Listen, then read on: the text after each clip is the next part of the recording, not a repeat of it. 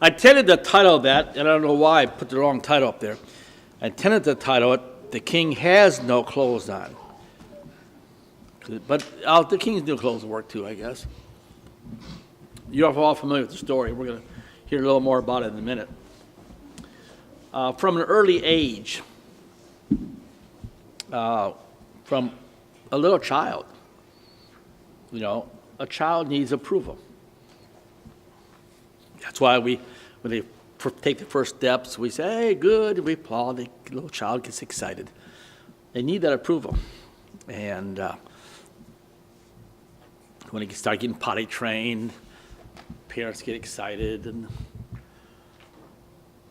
when they get a recognition in school or at home or some accomplishment, they need that approval. It's very important that a child gets that approval to develop well-being. And so as parents, we want to certainly give that approval to children as they begin to grow.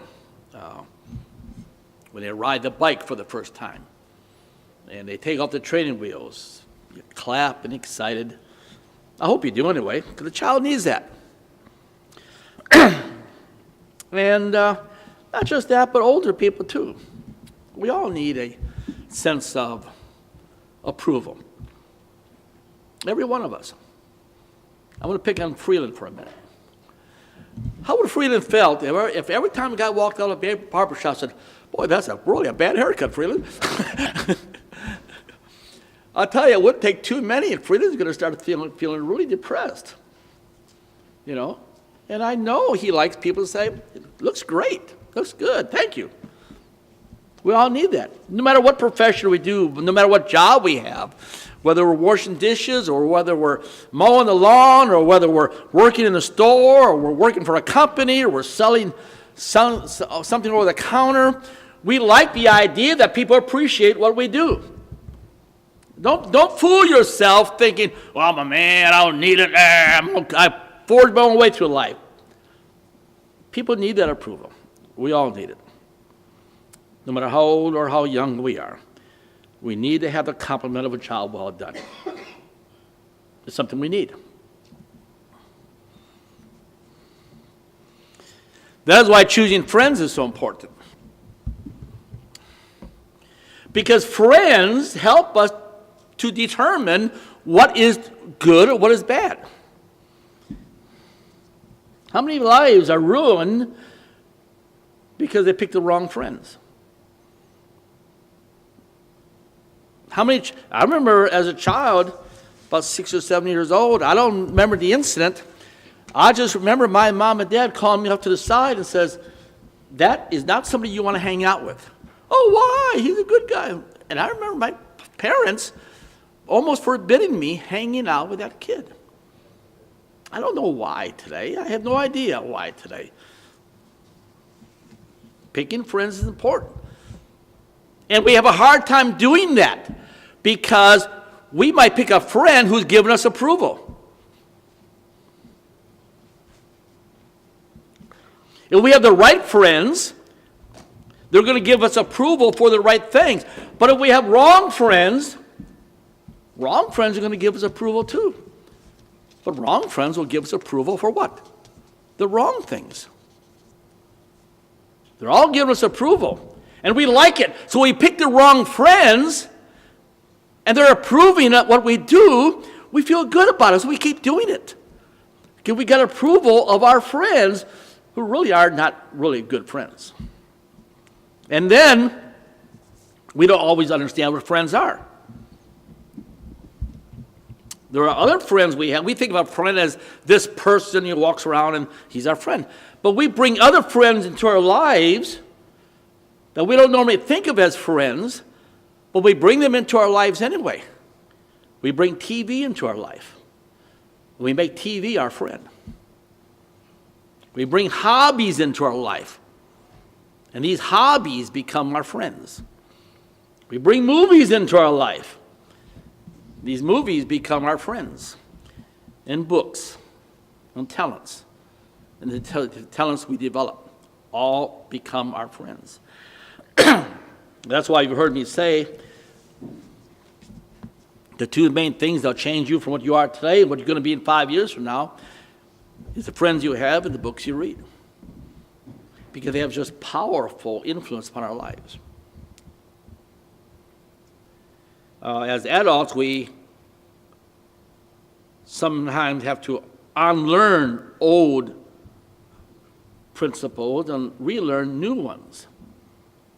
Sometimes an older person who maybe all through his life been picking the wrong friends and the wrong habits and the wrong associations and reading the wrong books and watching the wrong movies suddenly comes to a point in his life when he realizes that he's going down this dead-end path and he has to kind of relearn, and it's difficult. It's difficult for an older person to relearn a new life, relearn new friends. It's difficult, very difficult. Some people just can't do it. They just can't do it. Jason sees them, the court sees them going in the system all the time. You'd think after 2 or 3 times before the judge, they'll say, oh, maybe this is a bad choices. But they just can't relearn. Now, children have an advantage.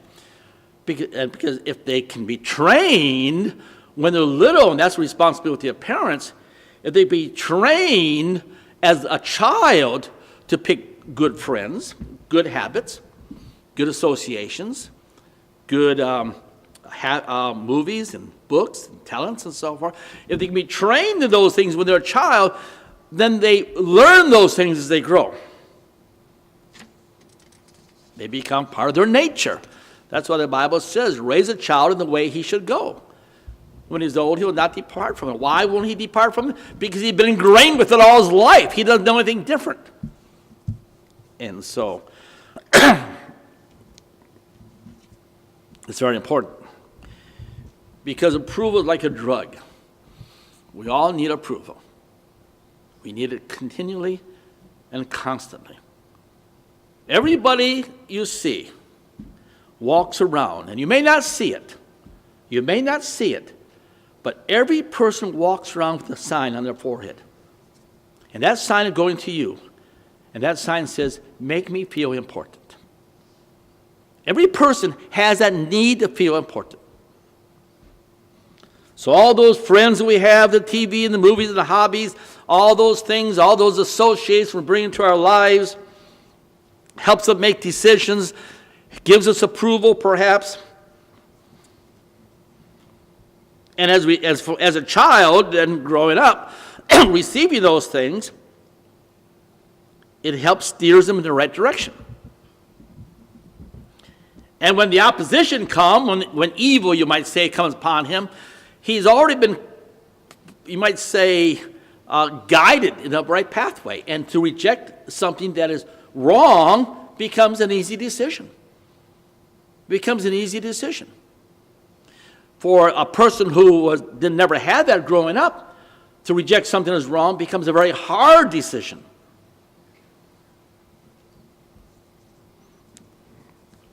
And so we have this public opinion that we crave.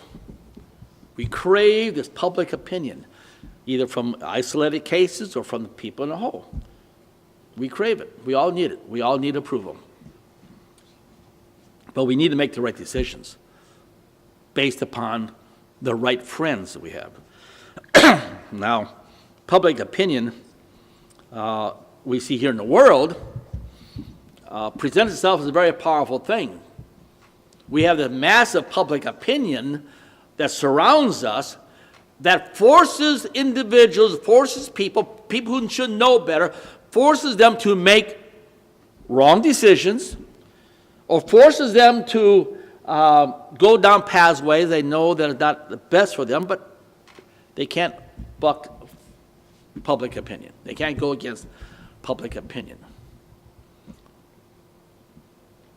And the opinion is just usually in our imagination. Now, there's a story, we all have seen the movie, except for me, I haven't ever actually watched it. I'm probably one of the few ones that haven't. I never have seen the movie Wizard of Oz. I know some people watch it 30 times. I'm just one of those people who have never watched it. It never appealed to me for some reason. I don't know. But I sort of know the story of the Wizard of Oz and Dorothy, and she gets swept up in a hurricane and all that sort of stuff. Tornado. Gets swept up in a tornado. I said, washed. Got swept away to the ice storm. Okay. And in the movie, she's going out and she's trying to get to the wizard. Okay. And she imagined this wizard being like big, powerful person. Then she finds out that he really isn't big and he's really powerful. In fact, he's an old man with a little microphone and a beaming voice over the microphone. And so we have this image of this public opinion that really probably isn't that powerful, but we imagine it is. Now, we can look at King Saul. King Saul was in a war with the Amalekites. And King Saul was told by God, through the prophet Samuel, told by God to make war against the Amalekites and destroy them, utterly destroy them. But he didn't do it. He didn't follow through on his command. And he kept, because he was told to not subdue the kingdom, but destroy all the livestock and the cattle. He didn't do it. And he claimed, well, I kept the livestock alive because I was going to use it as a sacrifice. I was going to use it as a sacrifice for God. And that's why I didn't do that. And then Samuel reminded Saul, he says, it's more important to obey God than to give sacrifices. It's more important to obey God than to give sacrifices. That's why I give a sermon sometimes called Words Mean Nothing. But we found out the reason Paul did not give or destroy the cattle because he was afraid of the people. He was afraid of public opinion. Because the people wanted to keep the cattle and keep the sheep and keep the goats as part of their spoil. Now turn over to 1 Samuel 15, and we're going to read the account.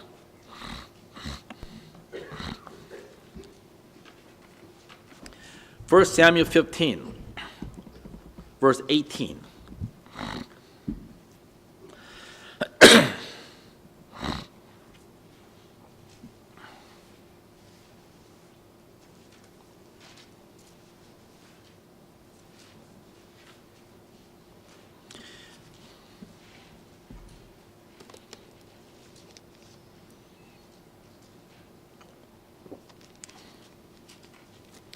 Okay, verse 18. Now the Lord sent you on a mission. I want you meant to highlight that. The Lord sent you on a mission. Now, this was not just a mission. This was what? This was a holy mission. If Muriel tells me I want to go to the store to get some milk, that might be a mission, but it's not necessarily a holy mission. But God sent Saul on a holy mission. It came from God himself. God sent you on a mission and said, go and utterly destroy the sinners, the Amalekites, and fight against them until they are consumed. Verse 19. Why then did you not obey the voice of the Lord?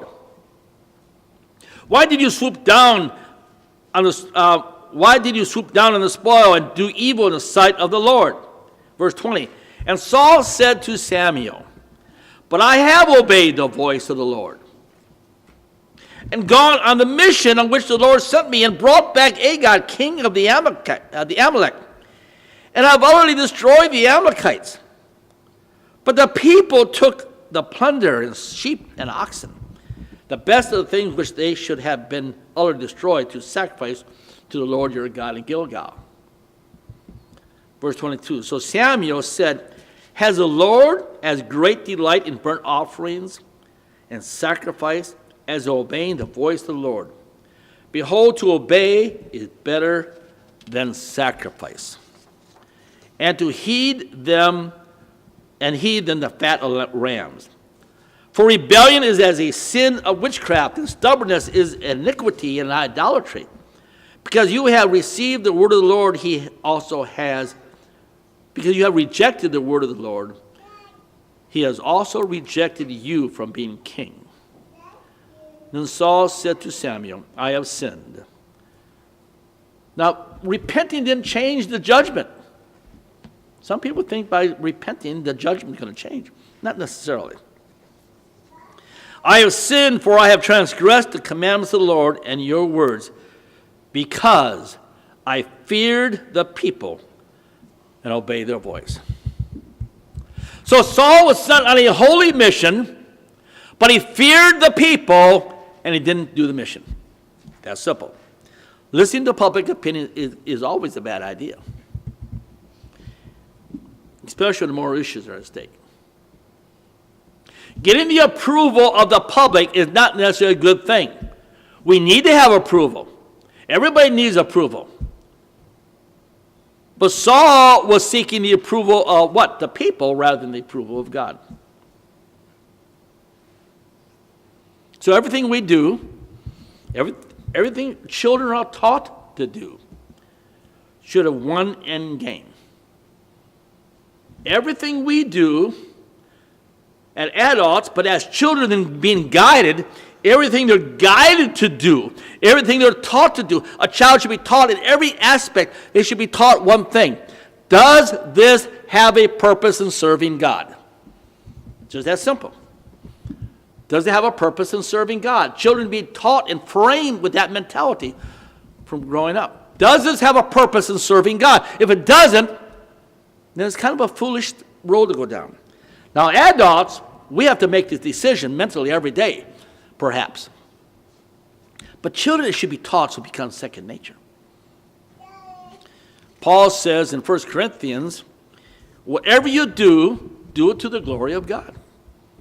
Everything. Now, this doesn't mean becoming really pious and sitting around reading the Bible 24 hours a day. That would actually not be serving God.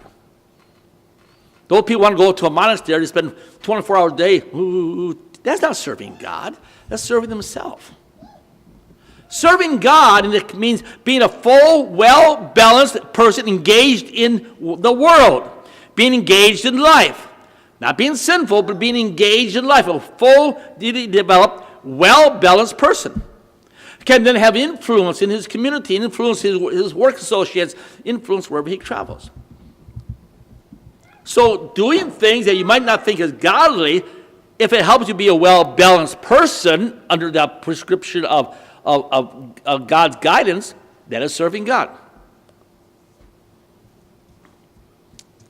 Saul was sent on a holy mission, but public opinion caused him to fail.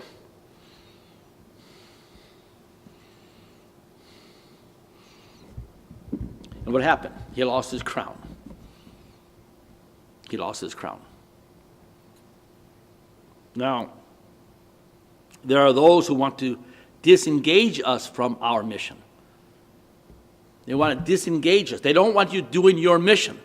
And they have all different types of things, that the trinkets of the world that cause us to go another way. My mother said one of the first, I remember she did from a little up, one of the first verses she was taught as a child was, love not the world, neither the things that are in the world. And so this is where we have to develop our mindset. So there are those who want to disengage us from our mission. And it's called public opinion. There are people who are very good in forming public opinion. Now, Cicero was a famous Roman politician, one of the most famous politicians, Roman leaders in the history of Rome. Cicero. He was a gifted speaker and a writer. You can read about him. And he was somebody who was aware of what public opinion can do. He was aware of how public opinion can shape a society and alter the direction society is going. Now,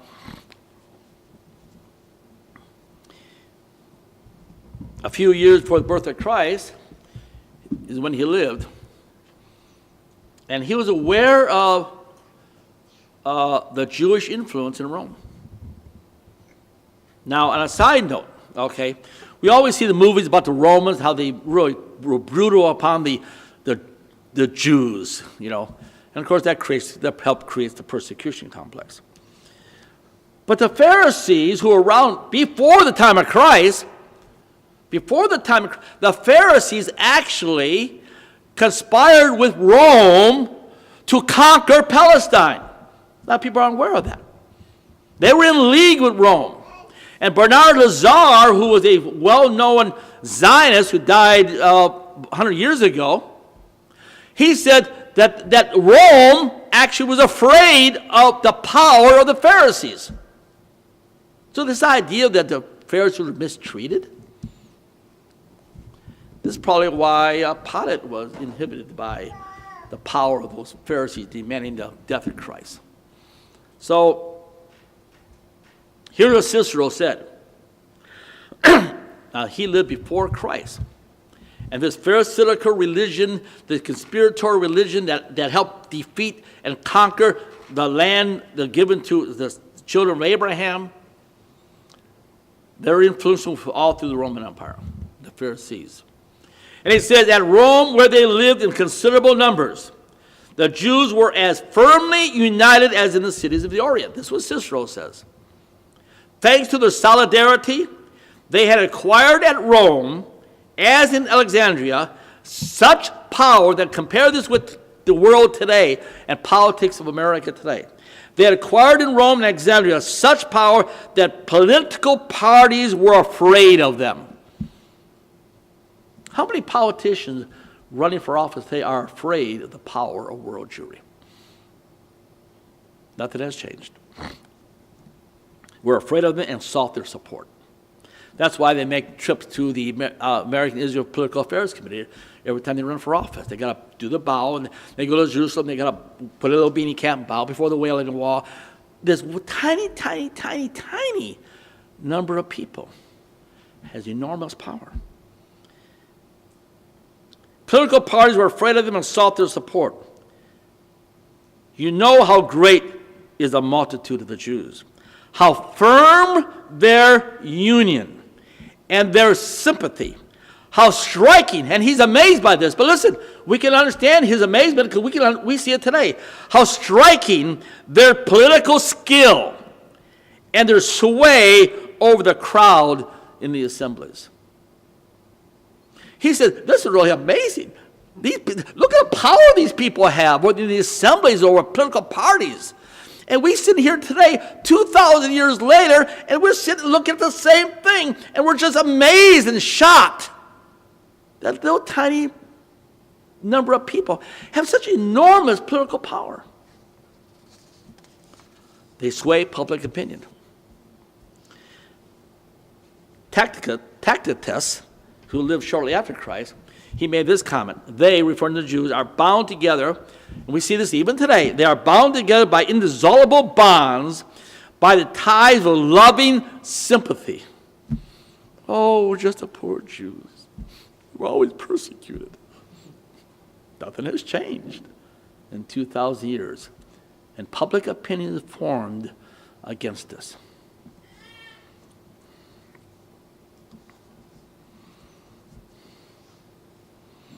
Usually we're accused of being paranoid when we talk about Jewish power and the ability to form the public opinion. And sometimes people say, look at the power they have in the media and the power they have in Hollywood. Right now, we're all shocked. Oh, I didn't know Harvey Weinstein. Look what he did in Hollywood. This is shocking. This has been going on for Samuel Roth, I think his name, wrote the book, Jews Must Live. And he talked about that 40, 50 years ago, of the Jewish power influence in the movie industry. And these people on TV go, wow, we didn't know this was going on. Hollywood is corrupt. Duh. So Joel Stein, a Jewish reporter for the Los Angeles Times, he reported in the Los Angeles Times, bragged about the Jewish power in Hollywood. In 2008, that's what, 9 years ago? 2008, he wrote in the Los Angeles Times an article titled, How Jewish is Hollywood? And here's what he wrote. I've never been so upset by a poll in my life. He just read a poll taken by the ADL and upset him, it angered him. Only 22% of Americans now believe the movie and television industry are pretty much run by Jews, down from 50% in 1964. The Anti-Defamation League, which released the poll results last month, sees in these numbers a victory against stereotyping. Actually, it just shows how dumb Americans have gotten. Jews totally run Hollywood, unquote. Joe Stein said this. If I say this, I'm anti-Semitic. Joe Stein says it, and we're supposed to just ignore it. Anyway, Joe Stein continues. The ADL poll, he pointed out, showed that 59% of Americans think Hollywood executives, quote, do not share the religious and moral values of most Americans.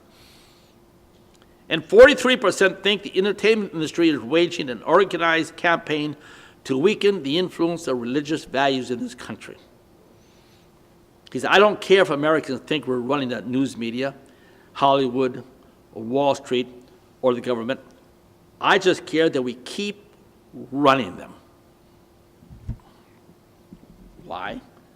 It creates public opinion.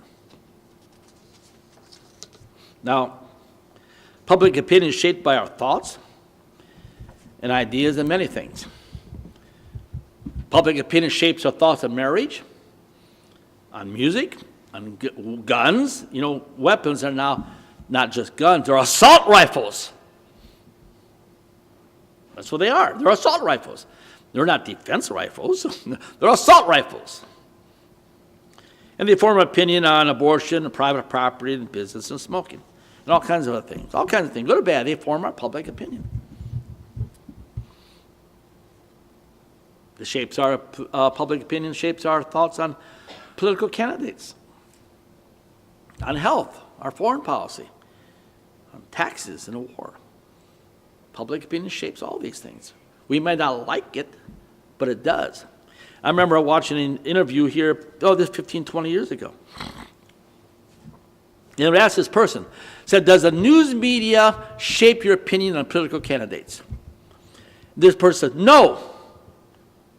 I thought, well, you moron. Of course it does. Unless that person went and talked to the candidate directly, the only place they get information is through the news media. But this person says, no. Well, they do. They do.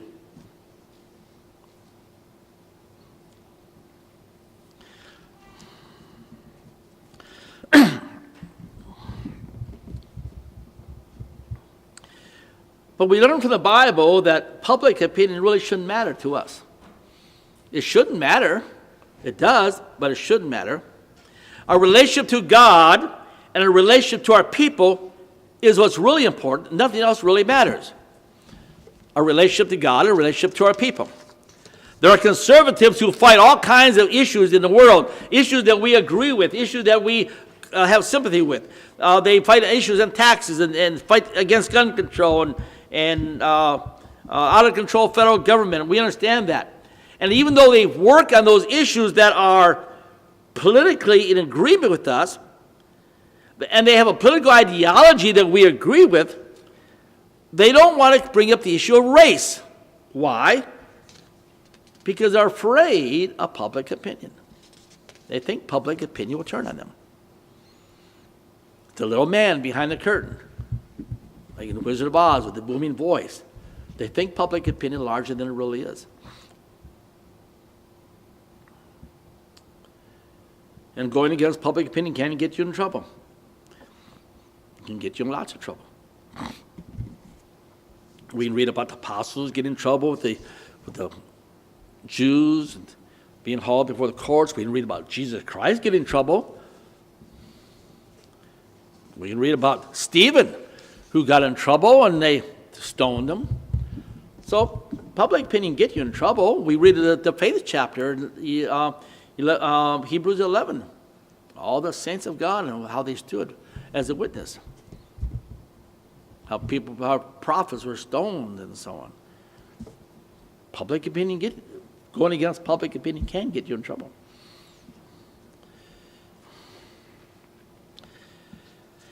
So,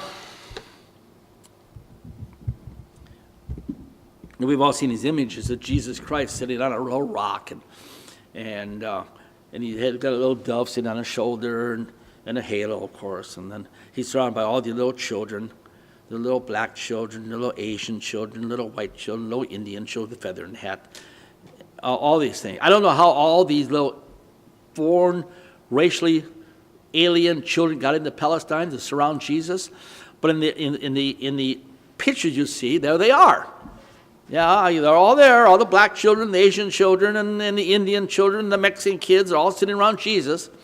And Jesus portrayed as this guy who just kind of meek and mild and lowly and just kind of, he's just like there, and but that guy that they pictured didn't really exist. He never did exist. He doesn't exist today. And so Jesus' concern was what? His people. He said, my sheep hear my voice. He was hated by the Pharisees. He talked about, you read Matthew 23, we're not going to take time to read it now, but he was hated by the Pharisees because he railed against them. He said, if the world hates you, know that it hated me before it hated you. He said, marvel not, my brother, if the world hates you.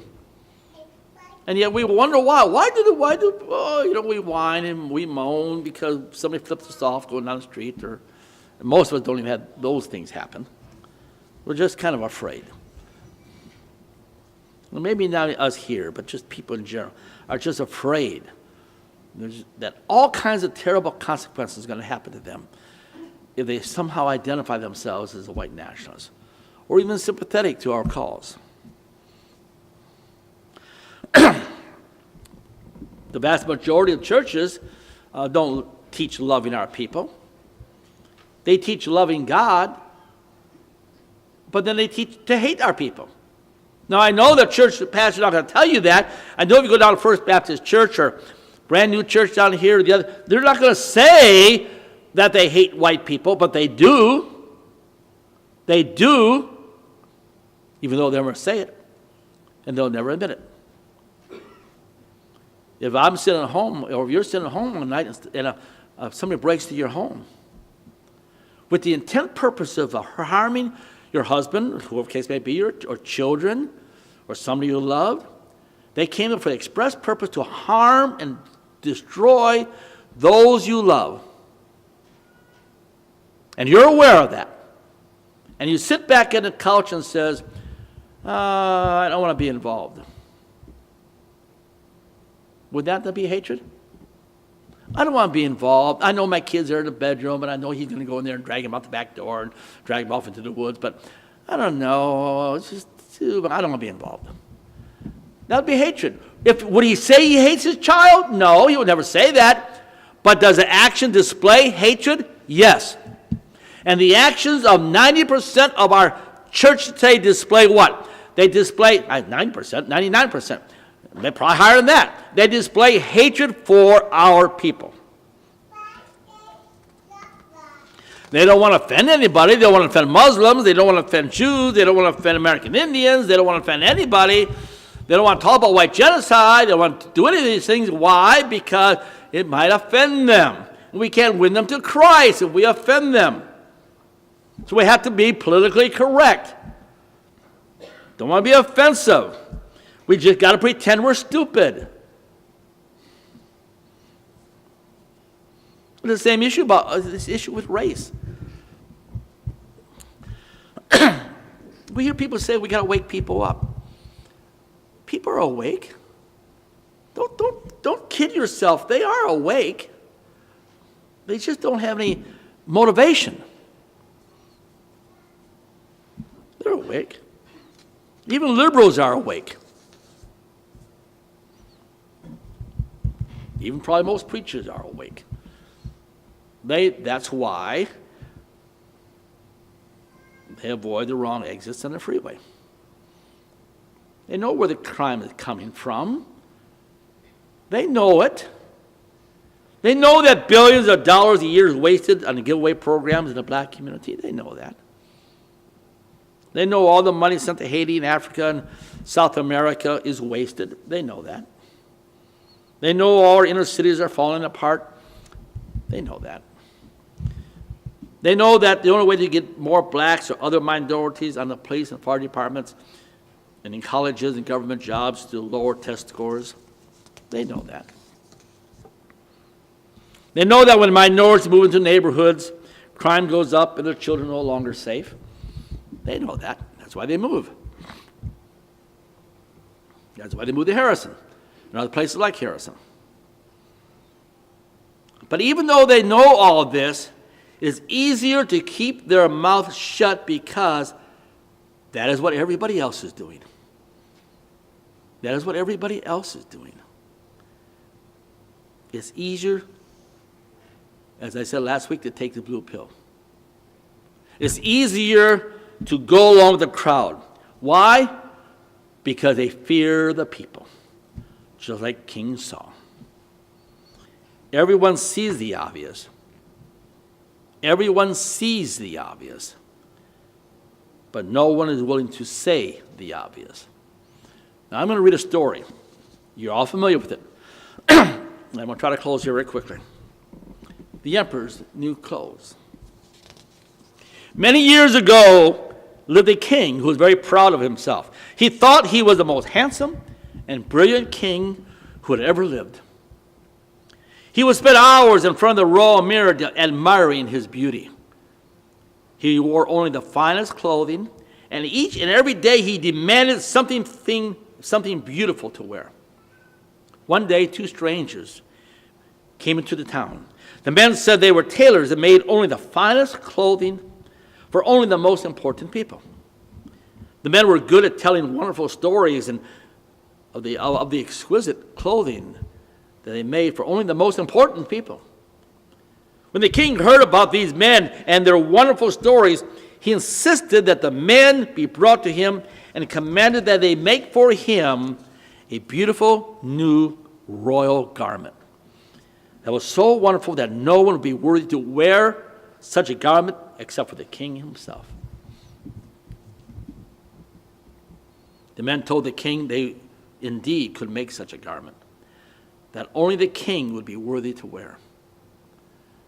They declared to the people that they could manufacture the finest cloth imaginable. The colors and patterns, they said, were not only exceptionally beautiful, but the clothes made of their material possessed a wonderful quality of being invisible to any man who was not fit for his office or was unforgivably stupid. The only people that won't be able to see this are people who are unfit for their office or stupid people. That must be a wonderful cloth, the king said. If I were to be dressed in a suit made of this clothes, I'll be able to find out exactly what I wore. And that's what he did. And he made the cloth. The king's tailors made the cloth. And he sent his servant to him, and he said, look at this wonderful cloth. And the servant came back and told the king, it's beautiful. Because the servant didn't want to admit he couldn't see it. Because then that means he would be unworthy for his office or stupid. So he told the king how wonderful and beautiful it was. And the king finally said, I had to go see the cloth. And when he got there, there was the tailors. They were snipping, cutting here, holding it up like this, pretending they were holding a garment. But they were nothing. They were holding nothing. And the king didn't see anything, but he did not want to admit that he couldn't see anything. Why? He didn't want people to think he was stupid or unworthy to be king. So he went along with it. And his servants, his ministers, they went along with it also. Yes, we must go along with this because we don't want the king. They think everybody else could see it. Everybody else could see it, just they couldn't see it. So they went, and finally the day came, and his wonderful garment was put on upon the king. And there he wore it, but it was nothing. But he thought that everybody else could see it, just he couldn't see it. And he didn't want to admit he couldn't see it because he did not want the people to think he was stupid. Or he did not want the people to think he was unworthy to be king. And so the parade came, And you all know the story. He's walking through the parade until one moment a little boy yells out, "Look, the king has no clothes on." And somebody else hollered out, "It's true, the king has no clothes on." And another hollered out, and pretty soon the whole crowd was hollering out, "The king has no clothes on." See, we have this public opinion of here, and we are under this shroud of opinion based upon a fairy tale. Public opinion is shallow. You're not alone. We so often think we're alone that nobody thinks like us. And yet there's masses of people out here in the world who know what's wrong. They know the neighborhoods are bad. They know crime is bad. They know police are attacked by Black Lives Matter. They know the wrong exits they can't get off on. They know we're losing our country. They know aliens coming in. They know all these things, but they're an illusion that the public opinion is against them. They're the only ones. And here we are on this day, October 15, 2017, and we're sent on this holy mission. We're sent on this holy mission just like King Saul. We might not lead an army like King Saul led. We may not have the army marching behind us, but we are on a holy mission nevertheless for what? On a holy mission to take what? A message of hope and deliverance to our people. That's our mission. Not just our mission, that is our holy mission. And what do we do with our holy mission? What do we do with it? What do we do with this holy mission God gave us? Do we just discount it? Do we think public opinion is too powerful? I'm afraid of it. Now, I understand that not everybody is called to be have the same responsibility. I understand that the most people in our movement can't get out publicly like I'm able to do. I understand that. So I'm not asking people to do that. I'm not asking the clerk in the store or the person who works in a factory, I'm not asking them to go to work the next day and say, "I'm a white nationalist." I'm not asking that. But doesn't this count what the holy mission is? It doesn't change anything. The holy mission we have, the responsibility we have to this holy mission, we could probably break it down in several areas, but I'm going to break it down in just two.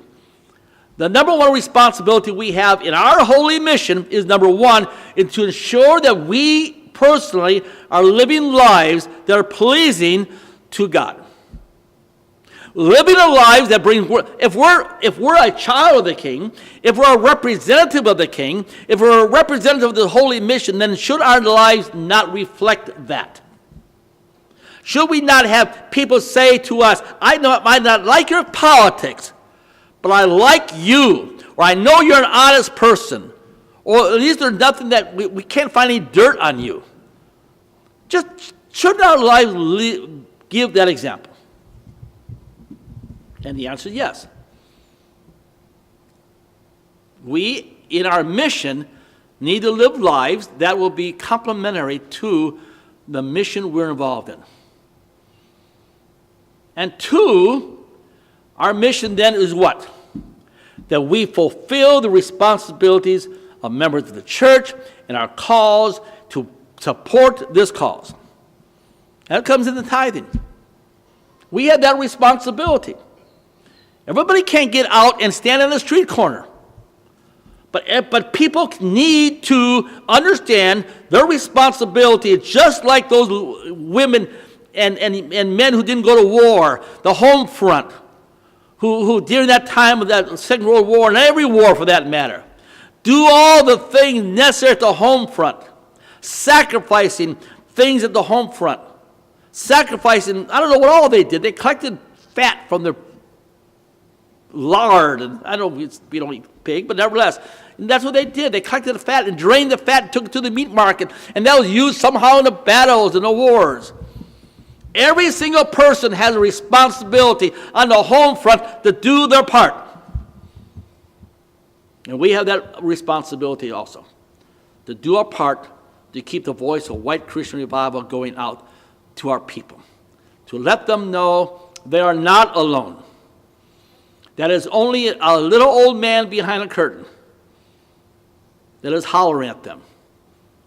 To let them know that the mission is more important than fear of the people. That the king, this power that world Jewry thinks it has, and they know they don't have it, they're aware they don't have it, the Jews have no clothes on. They're naked. They're embarrassingly naked, and they know the power of an awakening populace is what they're afraid of most. And our responsibility then is to take this mission to our people. It's a holy mission. It's a holy mission to reach out, touch the heart, lives of moms and dads and little children, to help guide them so that they can know in their heart to choose right over wrong, to make it easy for them to choose right or wrong. Not hard, to make it easy thing. It's easy to do. It's easy to serve the Lord. It's easy to obey. Because it's better to serve God than man. He's not interested in sacrifice. He's interested in obedience. Our Father, we are grateful that we can come here today. We're grateful for the love you have for your people. Because the love for your people extends to us. And we're so grateful that you love us. And died on Calvary and shed your blood and paid that terrible price to purchase our redemption. But it's not just our redemption, but the redemption of your people, the sheep of your holy pasture. We pray that you give us in our hearts a love for our people, a deep, abiding love, that we see no other mission in our lives, no other cause in our lives, no other identity to our lives, but this one solitary cause to reach into the hearts of our people and bring them a message of hope and deliverance. Amen.